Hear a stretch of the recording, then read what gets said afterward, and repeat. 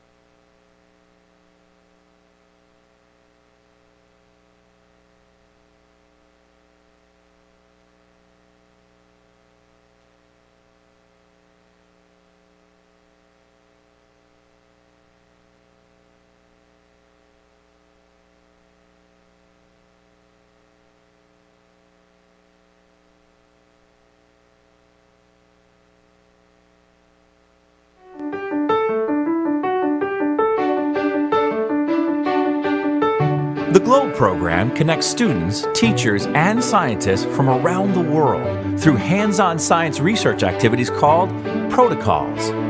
We're sampling invertebrates, and then we're looking at our key and deciding what they are, and then we're gonna put it on the GLOBE website. And so they're looking at data that students around the world have collected, and they're seeing how their data is going into that same pool. And so now they're part of this global group of students who are monitoring all parts of the ecosystem. No matter where we live, our common bond is the Earth, and GLOBE allows all of us to discover and learn about the air we breathe, the water we drink, and the soil we use. GLOBE connects us to our planet and one another through interactive exploration. I think it's cool to see that everybody all around the world are doing this just to help Earth. The GLOBE program encourages students to be curious about the things they see every day, like clouds, streams, and plants. Through the data students collect, GLOBE helps build a bridge between today's science research and the next generation of scientists, because professional scientists are able to access the data collected by students around the world. In turn, students become more engaged and involved with science. To know that, a NASA expert or a GLOBE expert is going to use that actual data, that's really exciting for the kids and us. Take the first step to encourage your students to discover, explore, and investigate their world. Do GLOBE today. Don't just read about science, do science. Good evening and welcome to tonight's telecon. We're glad that you can join us. We have some special guests for you this evening. Presenting the ICESat2 mission is Valerie Casasanto. We have Brian Campbell with us, who is going to be talking about the trees around the globe measurement campaign. And Dr. Desiree Holliger and myself will be going over a GLOBE elementary reader, and it's the GLOBE reader dealing with climate. At this point, I would like to thank all of you, especially those of you who are online, for joining us. I see we have quite a few. And the webinar will be approximately 1 hour in length. And we have some questions that you can ask. Please either use the window chat, Twitter, or the email at gsfc.com. Okay? And again, we'll try to get as many of your questions answered as possible. Okay? At this time, I'd like to do a quick review of the GLOBE program, since many of you may be new to the program. And there we go. This is basically what the GLOBE main page looks like for those of you who are new to this. You'll see the header across the top. The blue menu bar across the top, if you put your cursor on those, there's a drop-down menu, and you can get to the different topics on that page. The specific picture that you're viewing now will change. What we do at the GLOBE program is put current topics and put a little highlight on the globe you see in the bottom right corner. And if you click on those or click on an arrow to the side, it'll preview those particular events or highlight those events that are occurring or going to occur. So at this point, let me take you to what GLOBE is and what it's all about. GLOBE, again, is an acronym for Global Learning and Observations to Benefit the Environment.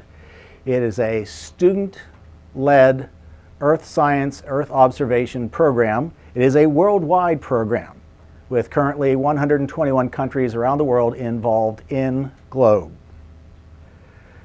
Next, I would like to go through some specific examples of what is GLOBE. In the pictures you're viewing now, students have a very, very hands-on approach to this program. One of the things that we like about the GLOBE program is that students are very active in their own education. Students do the research, they work with the materials and the information and the data they collect, and if they would like to do so, they can analyze that data, collaborate with other schools here in the United States, or collaborate with students around the world.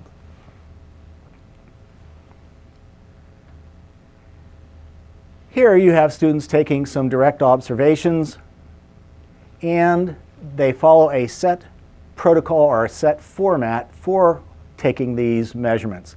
That's one of the nice things about this. It doesn't matter whether you're here in the United States or in Europe or in Asia, South America. Students are following the same set of directions or same protocols.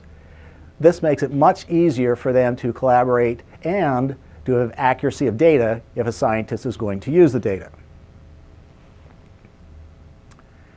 Here again you have some slides of teachers, students and teachers actually collecting data. This data is put into a GLOBE database for the students or anyone within the GLOBE community for that matter to access and use that data for comparison or further research. Again, students get to work with their data. There's a hands-on approach to this where they're measuring the data, analyzing it, comparing it to other students' data, And in all GLOBE protocols, students never do anything once. To ensure accuracy and to make sure there's an understanding of the data they're collecting, students are doing or collecting data 3, 5, 7, even 11 times. Okay? This helps with the accuracy and again gives them a great database to work with as they analyze their results. I think the GLOBE database, sometimes I call it the lifeblood of the GLOBE program. You have this huge database where students are constantly contributing data to. All that data is put into one location, and then the students can analyze that. Or, as I mentioned earlier, it's a great way to work with students from other schools, and you can collaborate with those and compare your data.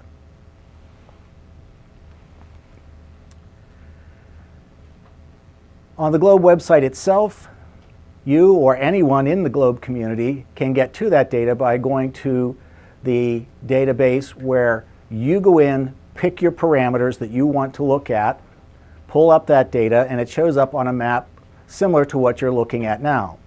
You can drill down or zoom into this and get to the data. If you're looking for schools that have submitted a lot of data, the circles, as you're drilling down or zooming in, the larger the circle, the more data that school or organization has put into the database.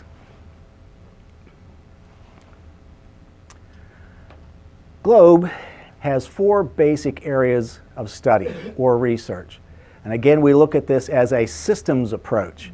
So we have the atmosphere, biosphere, pedosphere, and hydrosphere as those 4 main areas and specific protocols within each. Again, we're looking at a systems approach. So that's kind of a very quick whirlwind approach to the GLOBE program. Again, if you would like to learn more about it, I would suggest you go to globe.gov, globe.gov, and that'll take you to the main web page. At this time, I'm going to stop and turn things over to our ICESat specialist here, Valerie Casasanto. She'll give you some great information about the ICESat2 program and the GLOBE connection. Valerie, it's all yours. Oh, thank you so much, Todd. Hi, everyone. I work here at NASA Goddard on the ICESat2 mission, and I will tell you a little bit about the mission, which just launched in September, a little bit about the science, a little bit about the technology, and how also, if we have a little bit of time, a little hands-on activity that you can do in your classroom. So let's see here. Now, ICESat2 is truly a climate change mission, and it uses green lasers from space to measure the height of our planet's surfaces. The land surfaces, the ice in all the polar regions and all over the globe, and also trees and water heights and cloud properties.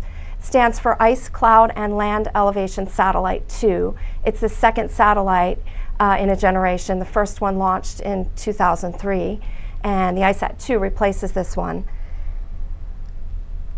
And basically the satellite is up in space now. It's about 480 kilometers above us.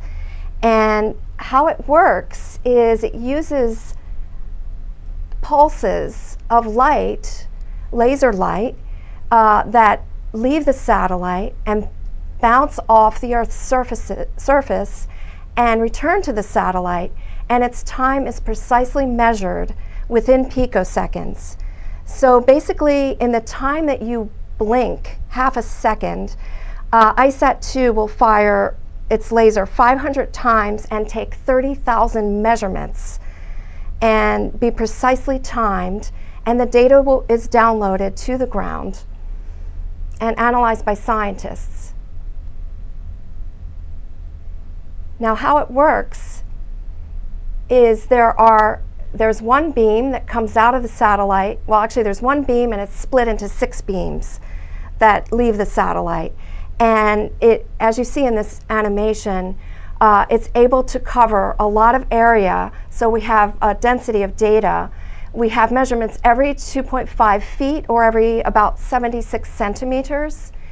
And we basically have 15-meter footprints.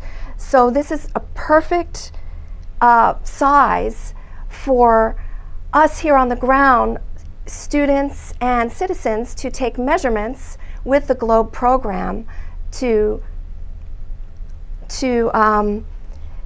have these small footprint areas, 15 meters or 50 feet footprint sizes, so that you can take these measurements. And our colleague Brian will tell you all about that later on. So let's look at ICESat2's orbit. ICESat2 is in what we call a polar orbit. So the satellite is in the orbit, and as the Earth turns, it will get the full coverage of the Earth. Every 90 days, it will get a new picture of what that area on the Earth is doing. So in the case of the ice, we will see what's happening every 90 days, and we'll be able to measure those changes and compare them with how they were before and see what's going on with the changes in the ice. And by the time we get to the 90 days, we will have, I'm going to fast forward here because it is a long video, goes over the ice, it goes over the mid-latitude, so we'll get global coverage of our planet in 3 dimensions. And as we go over, we will get a dense grid of data information about our Earth's heights by the end. It's a 3-year mission, but it should last longer. There's fuel aboard that will keep it going for much longer. So as the satellite collects data, we will have GLOBE students taking measurements on the ground to help compare the data that the satellite is getting with what you're getting on the ground. And let's look at the 2 poles next. So why is it important? Why do we care about measuring the ice? In this animation, we have the 2 poles. On the left, you see the South Pole, Antarctica. On the right is the North Pole, and where we have what is moving in this animation is the sea ice. And this is your annual change in growth and retreat. So the ice naturally grows in winter in the colder months, and it shrinks in summer when it gets warmer. But overall, over the past few decades, we've seen a drastic decrease in our sea ice, probably the equivalent of 13,500 feet of ice loss every year. And if you're in the United States, that's about the size of the state of Maryland that we're losing in sea ice every year. And that does not include the land ice, which is ice on the land that we're losing in both Greenland and in Antarctica. So overall, we are losing ice because of global warming. And as I mentioned, we recently launched in September, and we're already starting to get data back, which is super exciting. What you see on your screen is not a picture like some satellites can provide. It's photon cloud data. So these are all the photons that returned, and this is what it looks like over land ice in Antarctica. I'll show you what it looks like over trees. So that, and I'm not sure where this was taken, but it shows you data from the satellite of the tree canopy, and it also shows, it can also see where the ground is. So the photons can see the tops of the trees, and it can also see the ground. So it's pretty exciting, and we're really looking forward to having our GLOBE students take these measurements on the ground to compare what we're getting from space. As a side note, currently, as we speak, airplane campaign called Operation Icebridge is flying over Antarctica. They started in October, and they are taking ground comparison measurements from aircraft. And I'll just show you some of the beautiful pictures. There's also a Facebook page and Twitter account, NASA Ice, that you can look at all these gorgeous pictures. They saw a iceberg break off, a giant one, while they were flying over. I do not have a picture of that one. but they're taking measurements of both the land ice and the sea ice. Now, I've tried to explain a little bit about the mission, the science and technology, but I think a better way to explain it is an animation that was created and produced by a bunch of art students out of the Savannah College of Art and Design. And let's see if we can play this. And think about it. I'd like to ask you a question now. If trillions of photons leave the ICESat2 satellite and they bounce off the Earth's surface, they come back up to the satellite, think about, guess how many in your head might make it back up to the satellite after they make it down to the Earth. Think about your answer, put it in your head, and then watch this animation.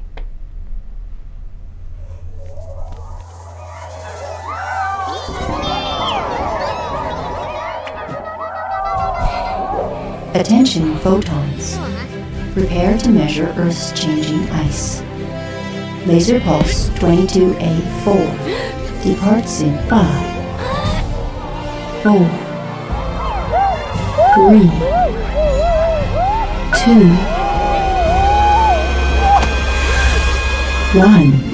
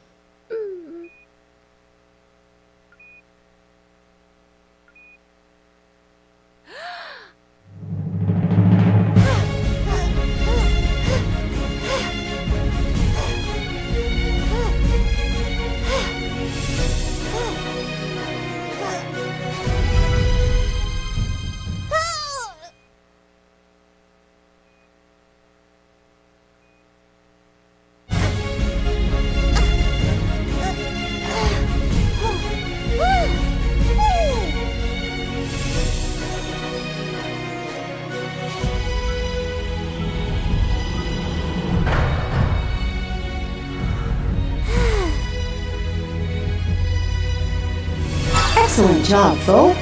Your travel time has been recorded. Let's add it to the elevation dataset. Ready the next group?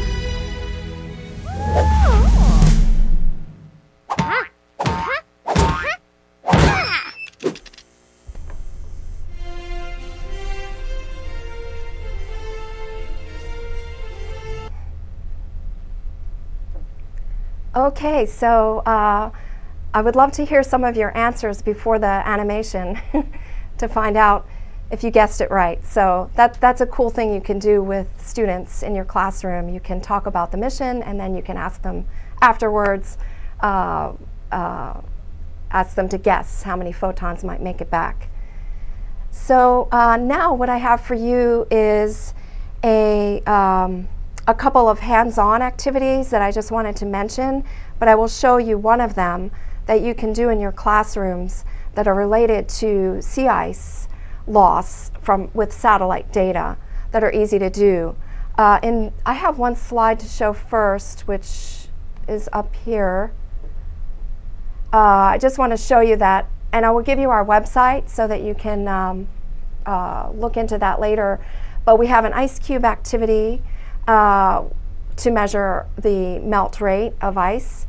And we have another one called Motion in the Ocean, which uses tennis ball tubes and colored fluid to do a ocean circulation experiment that has a lot to do with sea ice.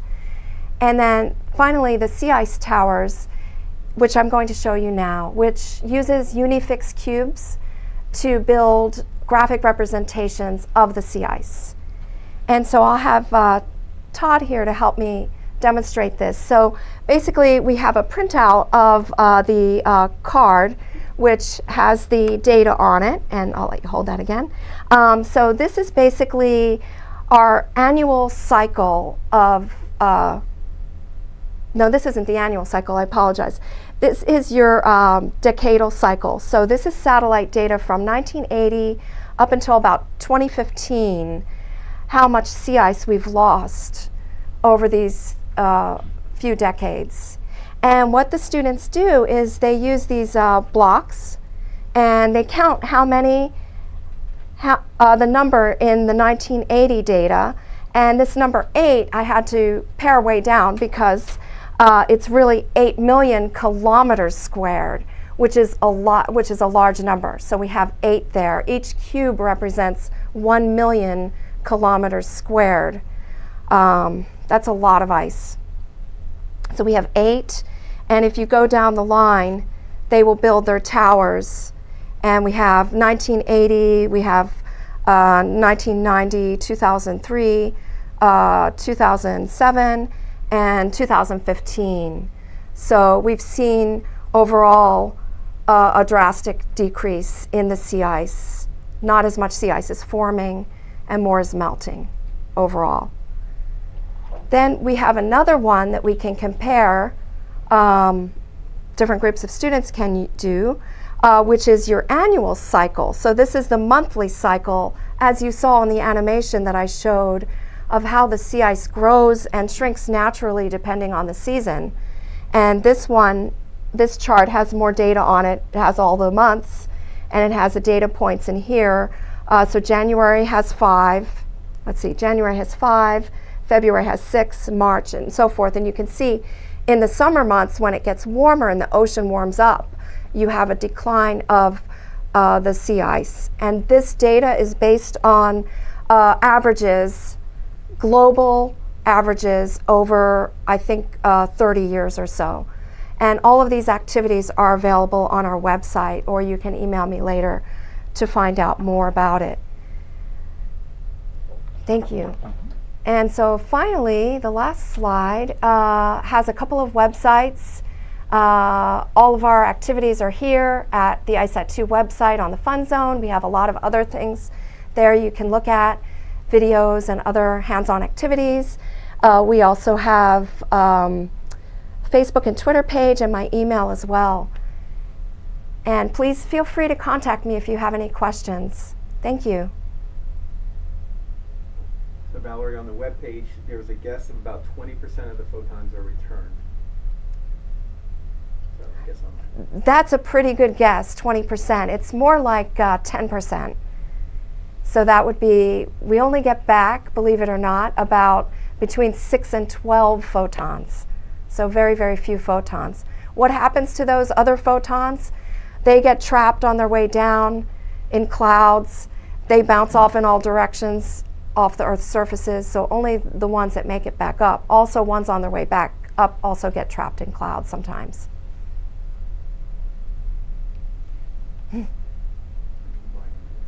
Okay.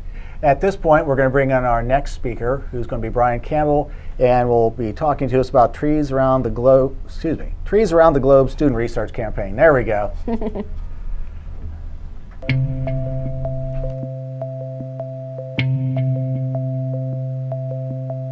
From satellite data, we have a very good handle of how our Earth looks like. We can see oceans, we can see the sea ice, we can see our forest. What is much, much harder to measure is how high things are on a global scale. Almost impossible. ICESat2 adds the third dimension, the elevation. Repeating measurements from ICESat2 will allow us to measure changes in the ice sheets or in the ocean or in land. ICESat2 is designed to measure the changes that are going on in the cryosphere, in the polar regions. All the change is at the edges. Those are the steeply sloping parts of the glacier that interact with the ocean, and that's where all the action is. That's where all the mass is being lost. In order to estimate the mass changes, we need to know the height of things. The mission ICESat2 carries a single instrument. It's called ATLAS, the Advanced Topographic Laser Altimeter System. ATLAS sends out small pulses of laser light 10,000 times a second. And by measuring precisely how long it takes that light to go from the spacecraft down to the Earth and back up to the spacecraft allows us to figure out what the height of the surface is beneath ICESat2. We need to measure the time of flight of a single photon or a single laser pulse with a precision of a billionth of a second. NASA engineers had to come up with entirely new ways of measuring time very precisely. A billionth of a second translates to an elevation change precision of just a few centimeters. Climate change is amplified in the polar regions. ICESat2 is designed to measure those areas and will help us to understand what's going on with our planet.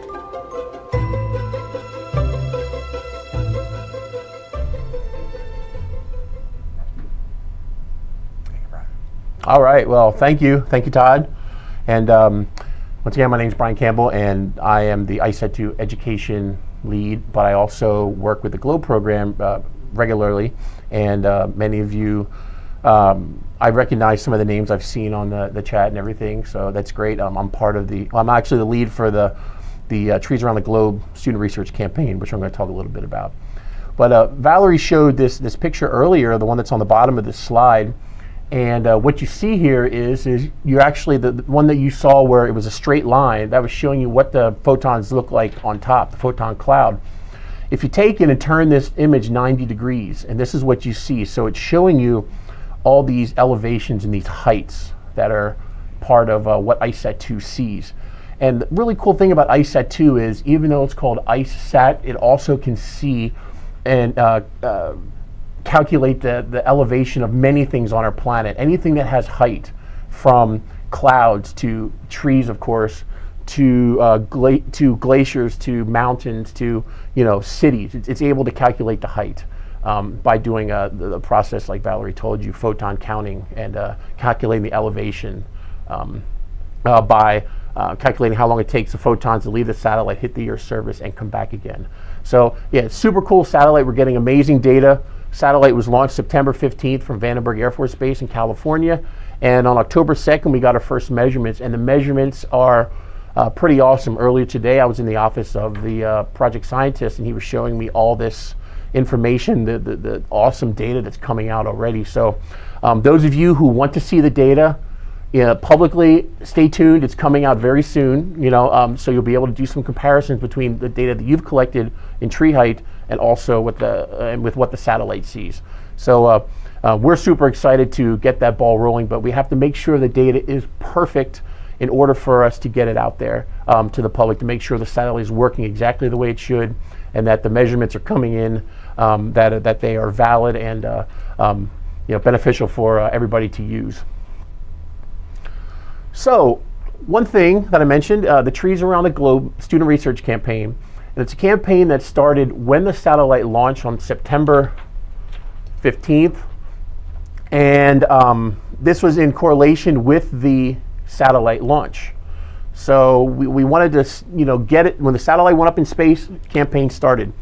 So this Trees Around the Globe campaign, this is kind of a long URL, but it's if you're familiar with the Globe website, you can find it under campaigns. But it's www.globe.gov/trees-around-the-globe. So you can find it that way, or you can find it by going in, looking under campaigns on the Do Globe part of the website.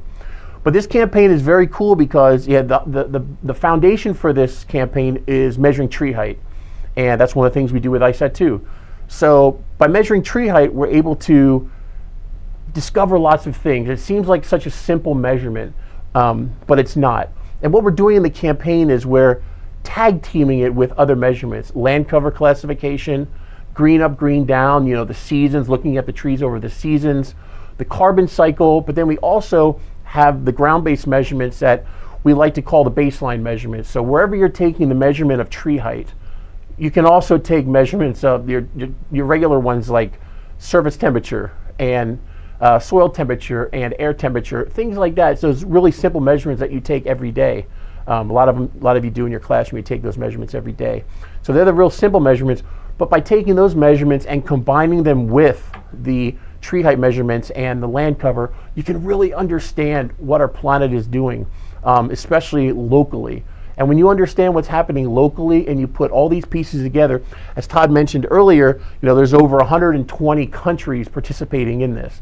And they're all taking measurements in their local environment. When you puzzle all these together, okay, we're really getting the world to see and students to see just how much you can understand by just taking simple measurements in your local environment, piecing them together to understand the global picture. So a little bit more about tree height. Why should I take tree height measurements and land cover? We're talking about tree height, land cover, and the structure of tree canopies. Tree height is a gateway, as I mentioned, to understanding lots of other things about the environment. Then we also want to do land cover because it allows us to document where everything is, meaning where are the wetlands, where are the shrubs, where are the forests. It allows us, where is the populated areas, where are the urbanized areas. So it really lets us understand where we are on the planet. And we need global maps of this. If we're going to monitor what our planet's doing over time, we really have to know what the land cover is. We have to know what's going on. And then structure of tree canopies, or basically what we're looking at with ICESat2, we're looking at the third dimension, which is height. So this 3D structure of tree canopies is really important because it really has a huge effect on how ecosystems cycle through, go through different cycles like the carbon cycle, the water cycle, and the water cycle, and how nutrients are moving through our ecosystem. So measuring tree heights allows us to better understand some simple things, okay? Tree growth rate, how fast are trees growing, okay? You're not gonna see it like day to day, but when you look at trees, in months and years, you'll see that change. Something called stand exams, okay? They're used to characterize forest vegetation to use in wildlife habitat identification. So that's super important. The structure of forests, it helps us understand our carbon resources or our carbon budget, okay? And that allows us to estimate the amount of above ground carbon. Bird nesting sites, okay? Lots of birds are out there, but some birds like certain trees. Some like deciduous trees, some like to build their nest on coniferous trees. Other ones like to build them on telephone poles, okay? So if we get the height of all these things, we can really understand what's really going on. And then the quality of location of growing trees. Maybe you want to plant a bunch of trees around your home. Is it the best time, is it the best place to do it? Do you have get enough sunlight? There's too much shade. So yeah, by understanding a little bit about tree height lets you understand a little bit about everything that I just mentioned here, because all of these things are so vital for helping understand our ecosystem. So with the GLOBE program, we have a protocol that measures tree height. It's part of what's called the biometry protocol. And there are several ways to do it. So basically what you're seeing here is just an image of trees. We have the ICESat2 satellite above. It's taking measurements using the laser pulses. And then it's measuring how tall the trees are. So it's measuring that distance from the satellite to the trees and back again. And when you go over that area repeatedly, you'll be able to see changes in tree height over time. And then what you're seeing is a casual observer there, a fellow student or a fellow educator or citizen scientist using what's called a clinometer to help measure this. So what we have here is we have two types of clinometers that we like to show. Okay, the one on the left is a paper clinometer. That's one you can build using the information and diagrams on the GLOBE website for the biometry protocol for measuring tree height. That's just a piece of paper with a protractor on it, and you attach a straw to it and a string and a washer. And what you do is you use that as a clinometer, and you can have to measure the angle at which you're looking at the tree height. And then we have the one on the right. That's I want to say not necessarily a more sophisticated model, but it's a fun one to use, because you have to, it's kind of a multitasking tool, because you have to look in a mirror and look at the top of the tree at the same time, and then also look at the level that's on the clinometer. And this is cool because you can get these for a couple dollars online, but they're a really cool tool to help measure the height of trees. And we're going to show you quickly, Todd was so gracious to go out and show you how to measure the tree. So we're going to quickly show you how easy a process it is and how little tools you actually need for it. And then when we come back, we'll take some questions and answers. And I have a little surprise for you, and it'll help answer one of the questions that came on in the chat.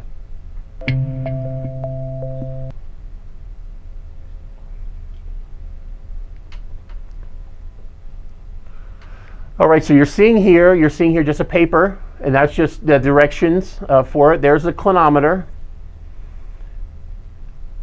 And what Todd's doing is he is aligning, there's a little sight on the top of the clinometer. That's basically what the straw would be on the paper.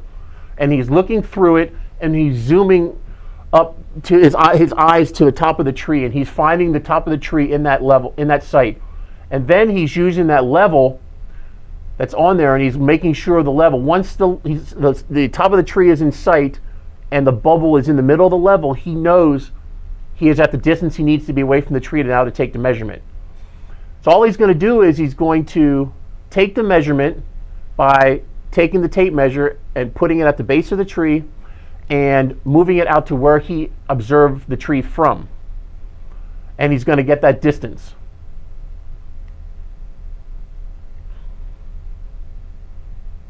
And notice this process that he's doing right now only works if you're on level ground, okay? And there's other processes, you know, a little more mathematics involved and some stuff, but if you're on an uneven surface. And then what he's doing here is he's taking the height from his feet up to his eye level where he was looking through the clinometer. And what he's going to do is to estimate the height of that tree, he is going to take both measurements, the one from the base of the tree to his feet, add that to the measurement from the feet to his eye level, and add those two numbers together, and that will give you the estimated tree height.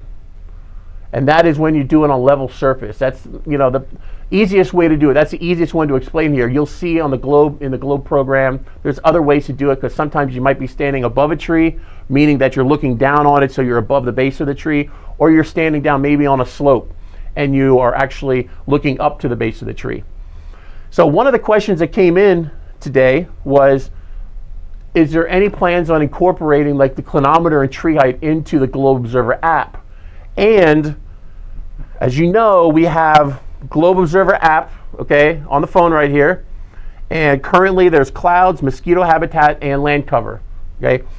Now, as a teaser, yes, the quick answer is yes. And stay tuned to updates to that and on the Globe website, because in the first quarter of 2019, we will have a NASA Globe Observer tree height measurement. It will be a separate measurement on the app. So you will see clouds, mosquito habitat, land cover, and eventually you will see tree height. We are building that right now, and we are super excited to get that out there.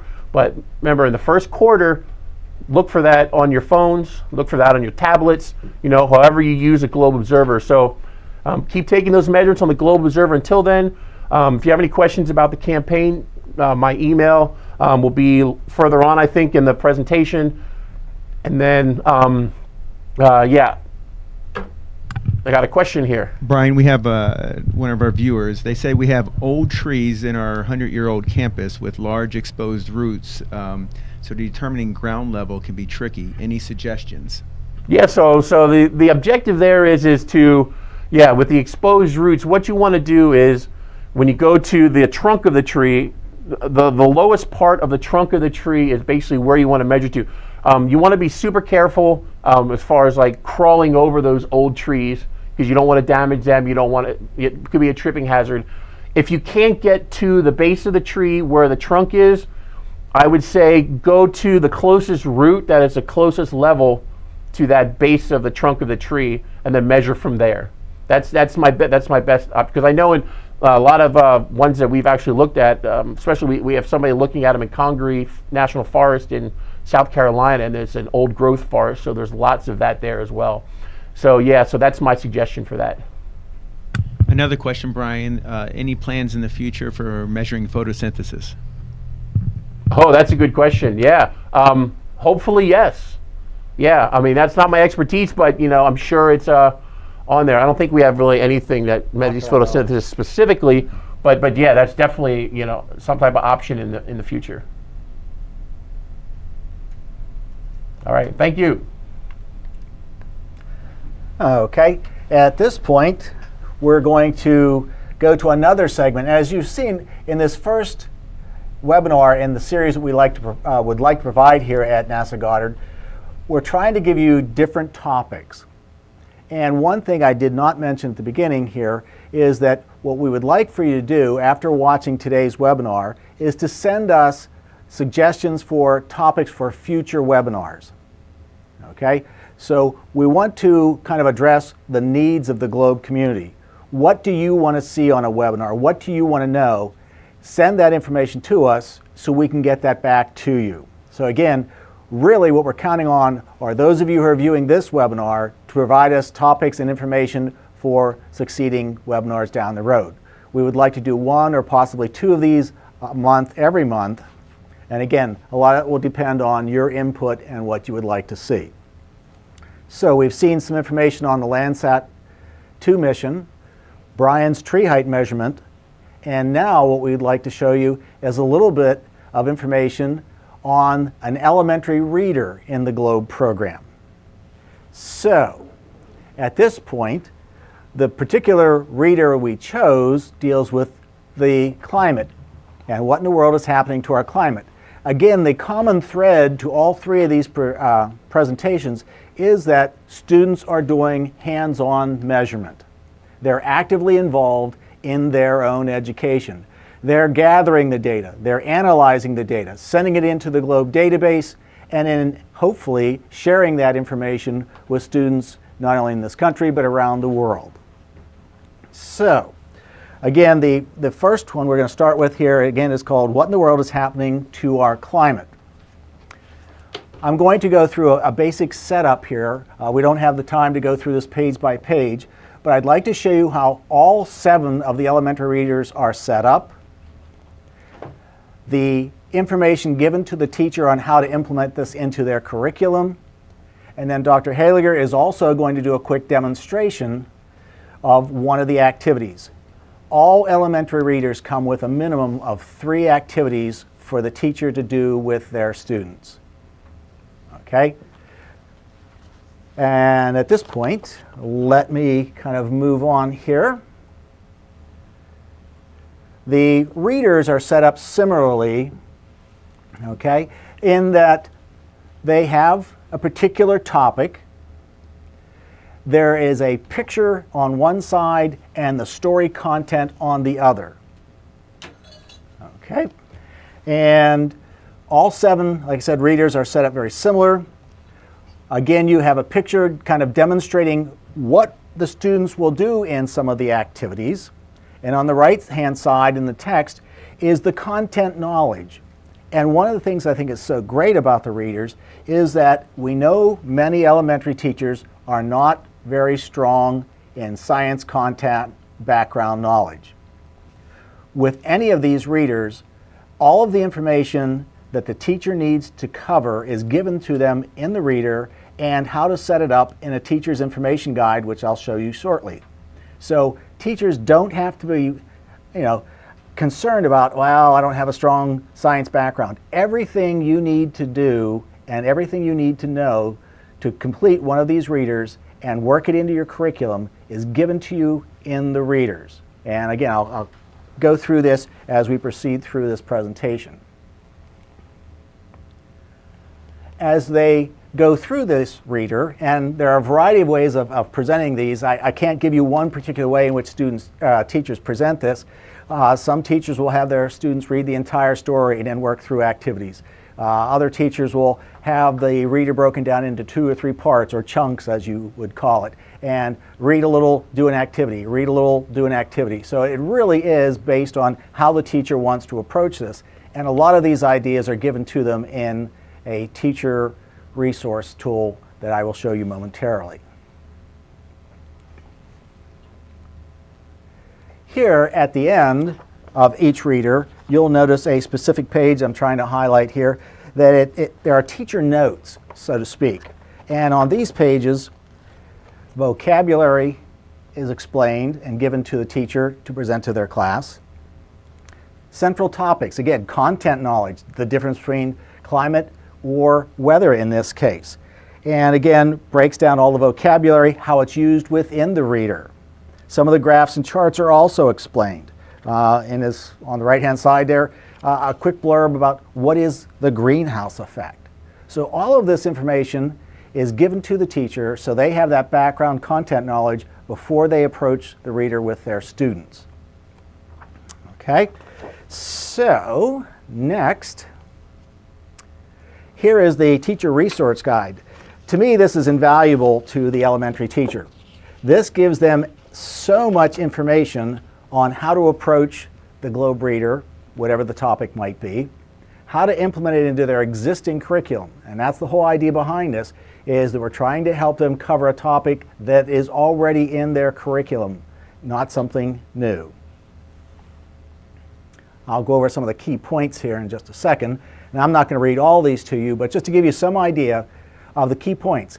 In this one particular reading, here are some of the key points that the Globe Teacher's Guide will help the teacher with. And again, the teacher can choose to do some of these or none of them if they really wanted to. Keep in mind, every reader deals in a STEM situation, where there's some hands-on, something for the students to do, that type of information. So again, all this information is given to the teacher. All of this information can be downloaded right from the Globe website. It's all free, including the readers. The only cost might be involved is if they want the high gloss readers. But you can download and print out all of the information, including the readers, right from the website. So at this point, I'm going to turn this over, and Dr. Haliger is going to give you a quick idea on one of the activities that goes with this What in the World is Happening to the Climate Reader. So I'll turn it over to you. Thank you, Mr. Todd. Hi, I'm Dr. Haliger, and I'm the coordinator at the Educator Resource Center here at Goddard. One of the reader that Mr. Todd is talking about, what in the world is happening to our climate, yes, has a specific activity in here, and we named it Seashores on the Move. This activity came about from a question that one of the characters in the book asked. You heard earlier about Ms. Casasanto talked about sea ice melting and how much it has melted over the last 2 decades or so. You heard about what the ICESat2 satellite is also doing, measuring the loss of the sea ice and the height of the glaciers and their lessening in height. This activity here, or this picture here, shows a huge chunk of sea ice or iceberg in the water, in the ocean. One of the students in the characters in the book asked the question, when the ice in the ocean, does it melt if it helps or it makes the ocean rise? That is not necessarily true. The melting of the ice is caused by the high temperatures that we're having now. But when that ice is in there, we're only seeing a part of it up top, and the majority of it is on the bottom. But that ice displaces some water, and whatever the volume of that ice is, or whatever the mass of that ice is, that's the amount of water it's displacing within the ocean. So when that melts, it's the same amount of water, the same volume of water that is still there. So that does not cause the sea to rise at all, or the ocean waters. The activity that's in the book, and I have 2 beakers up here. And earlier today, this afternoon, I put 400 milliliters of water in one, and I dropped some ice cubes in there, about 6 or 7 ice cubes. On this one here, I put the same amount of water, but I put the ice cubes in a strainer or a sieve over the top of it. When the ice melted in here, there was no evidence of the rising of the water in here.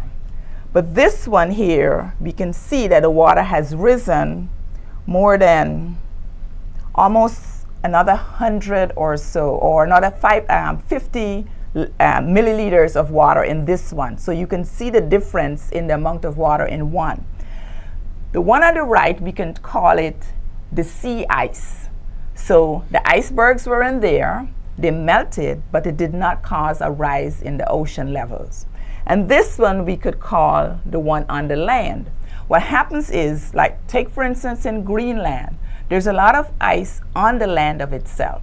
And when that ice melts, it actually runs off into the ocean. Now that adds water to the ocean and it causes some sea level rise. So this is just a simple activity that you can actually do with your students.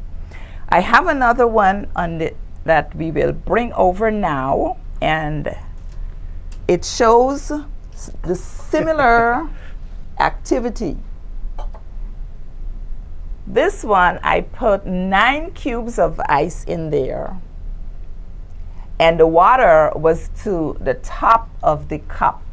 On this one, I filled it up with ice, and then I poured water, so the water was at the top of the cup as well. It hasn't melted as yet, but this water is almost about to flow over, while this one stayed just at the top. You can pick it up, put it down, kind of shake it around, but no water is falling out. This is similar to the sea ice, and this one is the land ice that is still melting, but it's going to run off at some point. When this ice melts, it's going to rise. And this is what causes the sea level to rise, the melting ice that's on the land, not the ice that's in the ocean of itself. As educators, we always have to find out, when we're doing anything in our classroom, we always have to attach it to standards. That's the next one. So the next one. This next slide talks about some of the different standards that, and as Mr. Toth mentioned earlier, this is an elementary reader. So these are standards that would work with K2 and all the way up to 4th grade students. The first one talks about weather and climate, and the weather is what happens in our area, the snow and the wind and the rain, and climate is something that we can attribute to a specific area over a certain period of time. And that would be for like the kindergartners and to like 2nd grade, because kinders can ask questions like, what is the weather like? You can ask them, what is the weather like? Then they say, oh, it was raining, or like it is here today, it was snowing and sleeting. So they can understand simple terms like that. The second one talks about the human impact on the earth systems. And it's what the things that we do to either contribute positively or negatively to our environment, the earth as a whole. And the natural resources are the things that we can get from our environment, whether it be in the soil, in the trees, the plants, and things like that, the minerals that we can get that we can use. And if we don't take care of our earth, we know what can happen to those things. We lose them. 4th grade students, they can deal with things like that. It's a little higher level, but you can, as an educator, if the numbers for the standards are there, so you can also look them up and attribute them to whatever you're teaching in your classroom at the level that you're teaching. The science and engineering practices, if we all know with the NGSS standards, there are 7 of them. But if you notice, I've highlighted the very last one, because the first 6 are the only ones that are attributed to this specific reader. So I'm not going to read them to you. You can go through them, and this is going to be archived, so you can always go back and you can look at the science and engineering practices and see which ones you were able to use. And these are the cross-cutting concepts, patterns, cause and effect. And if you notice, in every presentation you've heard this afternoon, there's some sort of math in there. And patterns is an aspect of math. Earlier when I talked about the displacement of the water and the volume of the ice, that is also some math in there. Cause and effect is here. What causes the ocean waters to rise? What is the cause? The ice that is melting on the land, and the effect is when that rolls off into the ocean, the sea rises. Stability and change. How can we keep things stable? And what causes things to change. So these are some of the cross-cutting concepts that you can use in your classroom. And again, they're all related to the NGSS standards. And these are the performance expectations that you can go over and figure out how you're going to use them in your lessons with your students. The Common Core, since not everyone has completely gone over to the NGSS standards. The Common Core is still used in certain places, and most of these, even though we do NGSS in our language arts classes, we also use some of the Common Core standards, and it helps us especially in our reading activities and things like that. So these are the standards that you can use when you're doing these activities. As I was thinking about these and I was doing these activities, I remembered an activity I did in my classroom with my students, similar to this. And it could be something that you can use with your upper elementary grades. 2 same-size basins or little buckets and model in clay. And you put the model in clay, you make it nice and smooth in one part of the bucket, and on top of one you put your ice cubes, and then you put water in the other side where there's no clay. Then you put some ice cubes in the water and not on the modeling clay in the other bucket, and you look at you'll have to do the measurements again. You measure the water when you begin, and then you measure it in increments of an hour or however long you have for your class, or even if you go into the next day. And the one with the ice on the modeling clay is the land ice, and the one with the ice in the water is the sea ice. And you can take the measurements and see the changes. So that is another way of helping your students understand the concept of sea level rising and sea level not rising or staying the same. I think that's all for me, and if you have any questions, I'll be happy to answer. And at the end, you're going to have my information. And like I said, I'm the coordinator at the Educator Resource Center, so you can reach out to me if you have any questions, if you need some resources and or materials. Thank you so very much for allowing me to come into your classrooms, your homes, wherever you may be. Thank you very much, Dr. Haley. We're nearing the end here. We have just a few more slides, and I did want to get over to one more item that you'll see here on your screen, and it deals with the Globe Observer apps. Brian kind of alluded to this when he was showing you the phone and where the apps would be. Just spend a second on this for those of you who are not familiar with the Globe Observer apps. These are 3, the Cloud Observer app, the Mosquito Habitat Mapper, and Land Cover. These are great hands-on activities. And let's be honest, every kid has a cell phone anymore. So these are free downloads. So if you're doing any type of topic or covering anything to deal with weather and climate, the Cloud app is an excellent hands-on. These are also part of what we call our citizen science portion of Globe, that anybody, any backyard scientist can download these and enter data and have their data input into the Globe database. These have been extremely successful, and one of the reasons Brian was pushing for one for tree cover, which will be out soon. So it's a fun way to gather the data and send it into Globe. And the nice part about the apps is that the apps collect the data. You do not have to be on a Wi-Fi signal or whatever. The app will store the data and then send it to the Globe database when it connects, either back in your classroom or in your home, wherever. So I just wanted to throw this out that these are 3 really fun ways to gather Globe information. And then let me kind of finishing up here our presentation, give you the contact information for everyone who was involved in this webinar tonight. Again, I'll leave this up for a few seconds, but again, if you're interested in more detail on the ICESat2 mission, please send something to Valerie and she can get you the answers to your questions. Brian, the Trees Around the Globe Student Research Campaign, and Dr. Halier and myself dealing with the Globe Elementary Readers. Again, there are 7 of those, and if you go to globe.gov and look at the elementary tab there, you can view and see what the other topics are for the elementary readers. And Shane, I think we have like a minute or so. Are there some questions out there, or we're good to go? Very good. Okay, let me finish up by simply thanking all of you who took part in this tonight, spending an hour with us to learn a little bit about Globe. For those of you who are new, please look at globe.gov, and we would encourage you to, if you're a teacher, to become part of the Globe community and get yourself a Globe account. If you're interested in just being a backyard scientist here, download the apps and become part of the GLOBE program that way. So again, I want to thank you all for joining us this evening, and have a great night. Thank you and goodbye.